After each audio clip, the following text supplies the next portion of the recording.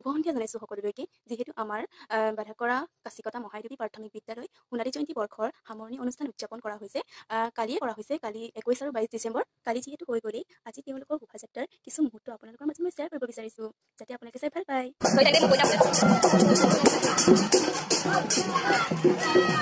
হাই বতা